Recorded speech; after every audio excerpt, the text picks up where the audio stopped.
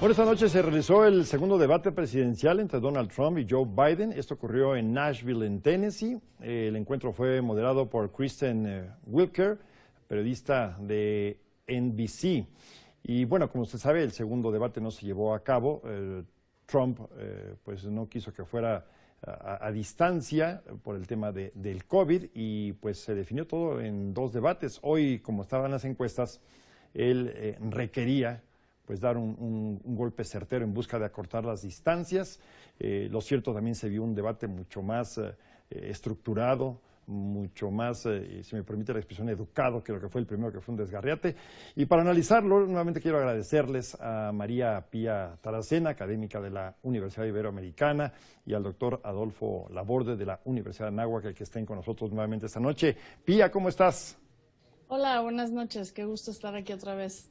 Fue un debate más ordenado, Pía. Pues más aburrido, si el otro fue un desgarriate, este estuvo muy aburrido y siento que no dijeron nada nuevo. Y creo que lo más novedoso fue que Donald Trump estuvo recalcando todo el tiempo que Joe Biden acababa de estar en el poder hace 3 años y medio y que yo creo que ese es el mensaje que quiso mandar esta noche, como diciendo, ustedes acaban de estar, quieren volver a repetir con este señor que no hizo nada en los 4 años anteriores. Aunque creo que ahí Joe Biden le reviró muy bien cuando le dijo, pues fue por culpa del Congreso republicano, y en eso Joe Biden tiene mucha razón. Adolfo, un gusto saludarte. ¿Lo viste igual que María Pía? ¿También te aburrió? Necesitaba golear Trump y pues no fue espectacular el golpe. Sí, efectivamente, me parece que como esos partidos de que tienes que salir que tienes un 4-0 encima y que tienes que remontar al 5-4, pues se quedaron en 4-2, ¿no? No le faltó punch. Me parece que el señor Trump cuidó muy bien que se le vinculara como una persona pues expresiva en términos negativos, que atacara, violento, agresivo, lo que ya sabemos, su personalidad, y trabajó muy bien el tema de la cordura, estuvo pues un poco pendiente de su contrincante, no perdió el tiempo para hacerse pues la víctima, ¿no? Hay que recordar un poco a colación lo que dice María, se hizo la víctima, él decía que sí, que no había sido, que no hay un presidente tan atacado como él en todos los sectores, y cuando atacaba al señor Biden diciéndole que él no había hecho nada, Biden le respondía muy bien, diciéndole que él había sido vicepresidente, no presidente. Entonces, me gustó, sí me gustó, estuvo un poco más tranquilo, menor calidad, menor nivel que el que yo hubiera querido, pero bueno, al fin de cuentas están cuidándose las espaldas, me parece que ya están jugando a los números, están jugando a los indecisos, están jugando al voto duro que cada uno de los candidatos tiene y por supuesto pues a un milagro final en el caso del señor Trump, Carlos. Sí, nuevamente, y es lógico, ¿no? El tema de la pandemia, el COVID, pues era tema central. Y lo decíamos en anteriores participaciones, María Pía, Adolfo, cómo defender lo indefendible, ¿no? Cuando habla cerrando números de más de 8,5 millones de contagiados en los Estados Unidos y más de 220,000 muertos. Nuevamente ahí aprovechó Biden para irse encima de Donald Trump, María. Sí, ahí aprovechó muy bien Biden para demostrar que Donald Trump no ha hecho nada. Recalcaron otra vez, y en ese sentido es como yo lo digo. ¿Se nos fue María? A ver, Adolfo, si eres tan amable en lo que recuperamos la señal de María. Ya. Ahí está María. María. Lo que decía es que recalcaron los mismos argumentos, tanto Biden diciéndole a Trump que no había hecho lo suficiente y que ya sabía desde enero del virus chino, aunque me gustó que Biden sí dijo lo que quería hacer. ¿Y qué es lo que quiere hacer Joe Biden? Obviamente tratar de abrir la economía, pero con responsabilidad, teniendo medidas estándares.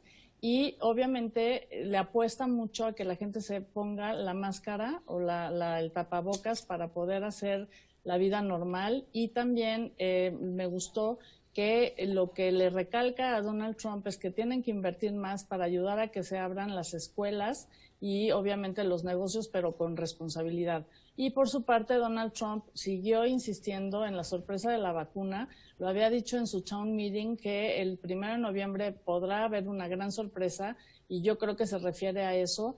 aunque la periodista que estuvo muy bien también le dijo, bueno, la vacuna está seguro que va a estar, a ver, dígame con qué empresas. Él marcó Johnson & Johnson, que sabemos que hace unos días dijo que todavía no estaba lista la vacuna, y mencionó otros laboratorios, pero digamos ahí se nota mucho la diferencia entre uno y otro. La vacuna de Biden es la más cara y la vacuna de Trump es la vacuna que no sabemos cuándo va a estar, ¿no? Entonces, bueno, en ese sentido no aportaron mucho, pero creo que definió o redefinió o recalcaron las posturas de cada uno.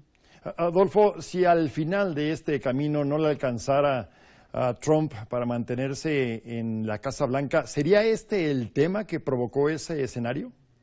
Sí, me parece que sí, lo hizo muy bien el señor Biden. Sus golpes entraron muy bien, suaves, porque hizo hincapié en algo que mucha gente ha dejado a un lado, que es pues los muertos y los que pueden morir. Habló de 200,000 personas más que podrían perecer si no se dan las medidas necesarias, por un lado. Y por otro lado, también habló de esta falta de coordinación política, faltó también esta visión de integrar a la sociedad de los Estados Unidos a través de un plan. No tiene plan, simple y sencillamente, y eso hace eco, repito, entre los votantes, entre los que todavía de alguna manera están pensando por quién van a votar, o si es que el señor Trump puede ser el que les ayude pues a solucionar todos los problemas. Lo cierto es que el señor Biden se vio más ejecutivo, habló de una programación, de un plan, de las normas, el respeto a las normas, muy importante en una sociedad como la de los Estados Unidos, seguir la reglamentación. Y el señor Trump, pues señor Trump, como siempre, decía una cosa, luego decía otra, hablaba de su inmunidad, que los niños pueden regresar a la escuela porque no se mueren casi. Entonces, no, yo creo que sí, realmente el señor Biden tuvo una sapiencia, tuvo una visión muy clara, porque además hasta citaba en revistas científicas, que yo creo que en ese debate sí se la va a llevar el señor Biden. Sí, María, se habló también de la injerencia y la tentación desde el exterior, particularmente Rusia, de intervenir en las elecciones, también la relación, el trato con Corea del Norte. ¿Cómo viste el manejo de ambos en la cuestión hacia el exterior?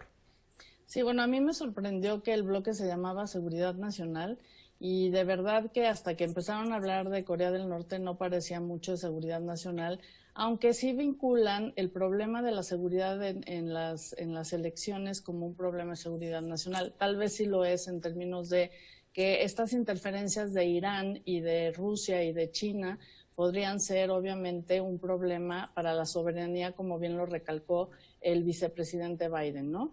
Aquí lo sorprendente es que Donald Trump le quiso cambiar todo el tiempo el juego a Joe Biden, diciendo que Rusia le había dado dinero a Joe Biden y que en realidad los rusos querían que él ganara, cuando en todo el día vimos en todos los medios que salió este escándalo de las interferencias de Irán y de Rusia, que más bien parecería que Irán quiere que gane Joe Biden y que Rusia quiere que gane Donald Trump. Entonces, bueno, creo que ese fue un tema realmente importante, porque abona a esta inseguridad que ha manejado Donald Trump al decir que son unas elecciones en donde puede haber un fraude electoral, sobre todo por la forma en que se va a votar a través del correo, ¿no? Entonces, bueno, esto abona a crear un ambiente de miedo, un ambiente de inseguridad, y creo que eso no es bueno en términos democráticos. Y ya en el tema de Corea del Norte, pues no hubo nada nuevo tampoco. Siguieron diciendo que tú eras amigo de Kim Jong-un, que tú le diste, que ustedes no hicieron nada, que Obama a mí me dijo Donald Trump, que seguramente iba a haber una guerra nuclear, y casi que le faltó decir que él había logrado parar, ¿no? Entonces, bueno, en el tema de la Corea del Norte realmente no nos aportaron nada más relevante de lo que ya sabemos. Sí, Adolfo. Sí, muy hábil ahí el señor Biden cuando hizo referencia a esta cita histórica de que el señor Trump tenía una relación excelente con Corea del Norte y que su amigo, ¿no? Su cuate, y le dice el señor Biden, pues sí, también Estados Unidos tiene una relación excelente con Hitler y miren lo que pasó. Entonces ahí el tema de fondo, que me parece fue muy lúcido, fue el que tendrían que tener una política muy específica de desnuclearización, porque hay una amenaza inminente. El hecho de que no se haya logrado nada es porque los coreanos del norte no quisieron establecer esos parámetros, no entraron en el juego diplomático de ceder a las presiones de los Estados Unidos, y el señor Trump, como es de costumbre, pues con un simple visita que tuvieron en sus dos cumbres, pues con eso él asegura que se evitó una tercera guerra mundial. Pero es una visión muy simplista, y ahí me parece que pues lo hizo muy bien Biden, no solamente en eso, sino también haciendo la correlación con las amenazas de Rusia e Irán, en donde en el caso de que se demuestre que están interviniendo van a pagar, bueno, sin mencionar a China, ¿no? Que también hubo un debate ahí muy interesante sobre el pago de impuestos y quién es el que realmente está pagando la factura de esta guerra comercial.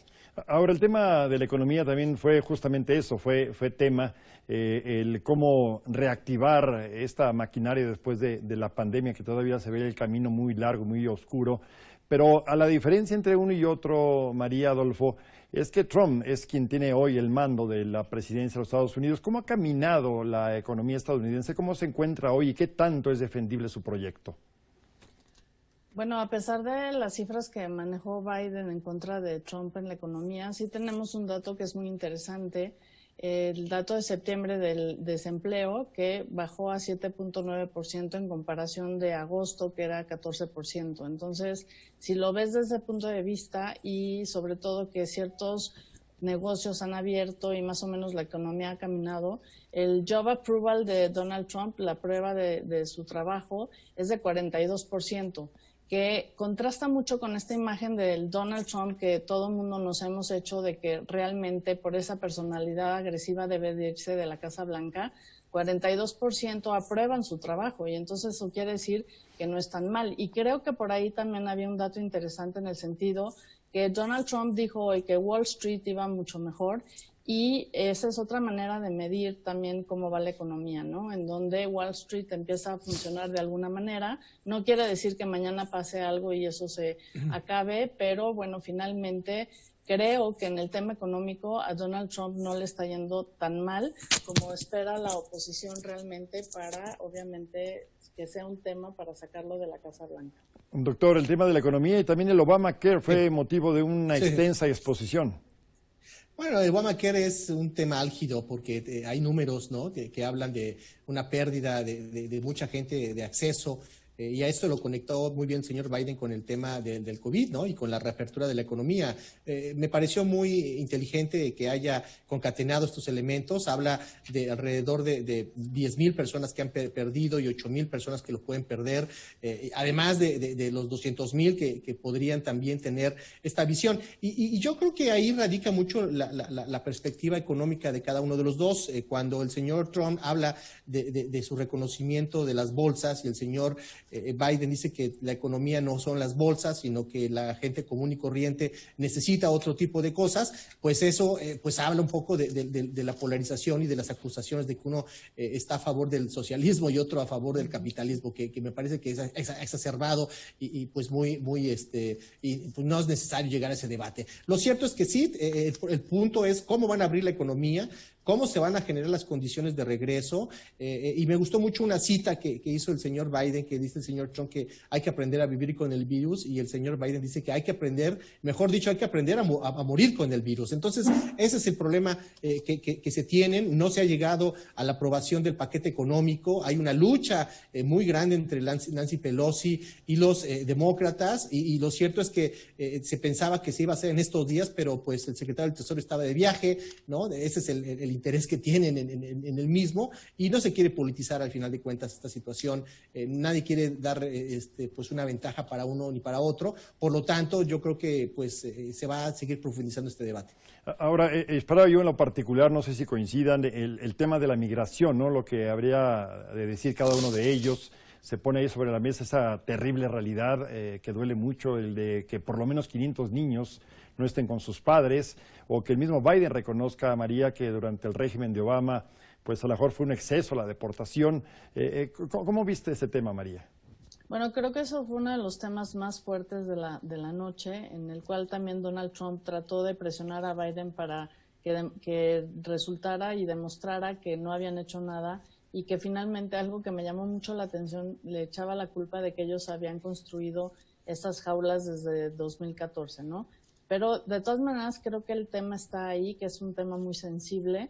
Y creo que Joe Biden lo sacó muy raro porque dijo que los niños no llegaban con los polleros, sino que llegaban con sus papás y que habían sido separados de los padres. Hoy la noticia obviamente era que se estaban buscando a los padres de 540 y tantos niños y que había habido una falta administrativa muy fuerte porque solo habían anotado el nombre de los padres y el lugar de donde eran, pero no tenían más datos, y que esos niños pues obviamente están abandonados de la mano de Dios ahí en esos centros de retención.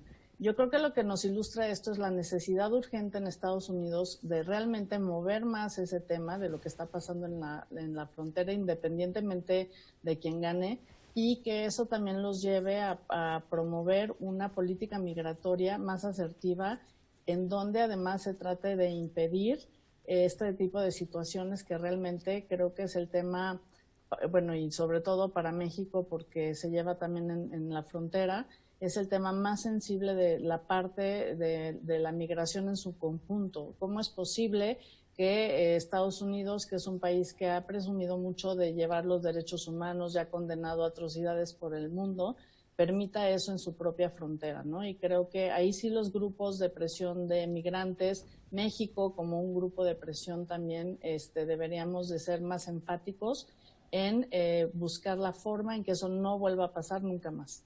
Muy bien. Doctor. Sí, el muro, por supuesto, estuvo ahí, el tema de la seguridad, el que va a presentar el señor Biden, una reforma integral antes de los 100 días de que ganen las elecciones para documentar a más de 11 millones, 12 millones de personas. Eso es una gran apuesta porque es mucho capital político el que está invirtiendo ahí. El tema de los DACAs, ahí me parece que lo conecto con lo que comenta María. Hay un tema muy emblemático de cariño, de separación de familias, apelar a que estos jóvenes no tienen nada que hacer en México, y bueno, pues hay que darle la connotación a los adjetivos que dijo el señor Biden sobre la frontera sur, ¿no? Entonces ahí no se refirió específicamente a México, pero como decimos en nuestras tierras, ¿no? Me ayudes, compadre, hablaban de realmente de un territorio pobre, un territorio subdesarrollado, en donde ponían en peligro a todas estas personas, aunando ya con el tema de las familias fracturadas. Y bueno, es parte de la lógica de la política migratoria, el tema de los musulmanes se mencionó, y bueno, y al final de cuentas se desemboca en un tema tan álgido como es el de los afrodescendientes. Sí, les preguntaría, doctor María, desde nuestro país, desde la visión de México y los intereses de nuestra nación, al gobierno del presidente López Obrador, no sé si la palabra exacta sería, ¿qué convendría más? ¿Cuál de los dos que permaneciera Trump en la Casa Blanca o que llegara Biden? Me imagino que tendrán a lo mejor puesto una veladora porque sea Trump, y ese desaire que se hizo a los demócratas a la visita del presidente y los halagos hacia Trump. ¿A quién le conviene a México que esté en la Casa Blanca, en la oficina oval? Bueno, si quieren empiezo yo. Yo creo que sí. Ninguno de los dos y los dos, porque creo que en un sentido Joe Biden puede ser bueno para desarticular ciertas presiones, como justo en el tema de la migración, pero yo creo que ahí también los demócratas van a presionar mucho a México, por ejemplo, en el marco del TEMEC, con las cuestiones laborales, ¿no? Creo que el reto principal para la administración de Andrés Manuel López Obrador es cómo crear puentes para juntarse con si es que gana Joe Biden, con el vicepresidente Biden, porque han sido abiertamente, no diría que pro-Trump, pero con la visita que tuvo el presidente mexicano a Washington, la visión o la percepción es que se lleva mejor con Donald Trump, ¿no? Entonces creo que ahí hay un primer reto que superar. Y yo sí sería muy cauta en ver en qué temas, como la migración o esta cuestión laboral, y qué temas trabajamos mejor, digamos, con los republicanos, ¿no? Creo que la relación bilateral en ambos sentidos, con ambos partidos, es muy difícil, y que cada uno tiene sus visiones y sus presiones sobre México. Entonces, bueno, es por eso que yo nunca me atrevo a decir con quién nos va mejor, porque depende el contexto internacional, el contexto nacional y sobre todo, y esto sí lo quiero recalcar y que sea muy claro, los temas que son obviamente diversos y que tienen que ver con la agenda de cada uno de los partidos, ¿no? Entonces, bueno, en ese sentido yo creo que por eso pienso que ninguno de los dos, pero al mismo tiempo se puede hacer mucho con los dos. Sí. Doctor. Bueno, yo lo haría. Sí, 3 proyecciones de análisis. La primera, bote pronto, inmediatamente, me parece que desde la postura del gobierno de México, del presidente Obrador, pues le convendría que estuviera Trump por todo el capital político que ya se invirtió, la relación que se ha tenido, el juego que se han dado en términos de las campañas, ¿no? El respeto que se dice que se le tiene a México, la modificación de una serie de políticas interiores en nuestro país, llámese Guardia Nacional, llámese migración, quédate en México, tercer país seguro, etcétera. Mediano plazo me parece que podría seguir funcionando Trump, pero a largo plazo me parece que con quien podríamos trabajar los grandes temas y a quien le convendría al mundo, a eso me refiero, pues es pues el señor Biden. ¿Por qué? Pues porque la agenda es más amplia, hay multilateralismo, se pueden tejer otros temas, se pueden estar trabajando agendas en común. El tema de la migración, ya con eso pues tendríamos un gran avance que no se ha podido lograr desde aquella enchilada completa de principios de los 2000 con el señor Castañeda. Y al final de cuentas, me parece que pues gane quien gane, tendríamos que reconfigurar la relación. Y si es con Biden, pues el nivel se tendría que cambiar hasta estar pensando en los interlocutores en Washington, dado que pues ya sabemos qué fue lo que sucedió en los meses anteriores. Muy bien. Finalmente, y agradecido como siempre, les voy a regalar un minuto a cada uno y me gustaría que se comprometieran con un pronóstico. ¿Quién gana y por qué, María? No, bueno, eso también es otra pregunta muy difícil porque realmente todas las encuestas ahorita dicen que va posiblemente a ganar Joe Biden, pero ojo, porque ese 42% que tiene Donald Trump puede subir y finalmente al parecer mucha gente que va a votar el 3 de noviembre podría ser un votante a favor de Donald Trump. Si bien ahorita los 47 millones de votos adelantados, ya sea por correo o presenciales, le están dando en las como exit polls o en los conteos que han tenido hasta ahorita un triunfo a Biden, yo no meto las manos al fuego porque esto vaya a ser así. Hay que recordar lo que pasó hace 4 años y no vaya a ser que Donald Trump siga teniendo estos votantes que no quieren decir que van a votar por él. Y entonces, bueno, en ese sentido, francamente, yo hoy por hoy no me atrevo a decir quién va a ganar. Me espero a que esté todo solucionado con el conteo de los votos. Ya te comprometieron, doctor. Si el sentido común, la ciencia, el humanismo, la razón están presentes en esta elección y apelando un poco mi parte mexicana y mi parte binacional, hablando un poco por las comunidades, por los mexicoamericanos, yo pienso que lo que he visto y mi análisis me permite pensar que el señor Biden puede ganar. Claro, eso puede modificarse de acuerdo a lo que dice María, completamente de acuerdo, pero un poco viendo la trayectoria, viendo los escenarios internos, económicos, sanitarios, el mundo, los diferentes grupos de poder, pues el apoyo que han tenido algunos republicanos hacia los demócratas, pues eso indica que posiblemente hay un cambio de poder en la Casa Blanca y eso pues va de la mano con lo que estamos viendo todos los días en este mundo tan convulso. Muy bien, pues quiero agradecerles a ambos que nos hayan acompañado en este camino. Dicen que la mejor encuesta siempre es el día de la elección, falta muy poco, el 3 de noviembre, así es que los voy a comprometer a que estemos juntos ese día y ver cómo se escribe la historia. María Pía Taracena, siempre agradecido por tu presencia. Muchísimas gracias, buenas noches. Buenas noches, doctor Adolfo Laborde. Buenas noches. Que les vaya muy bien, muchas gracias, buenas noches. Gracias. Y por supuesto, gracias a usted, el más importante, por haber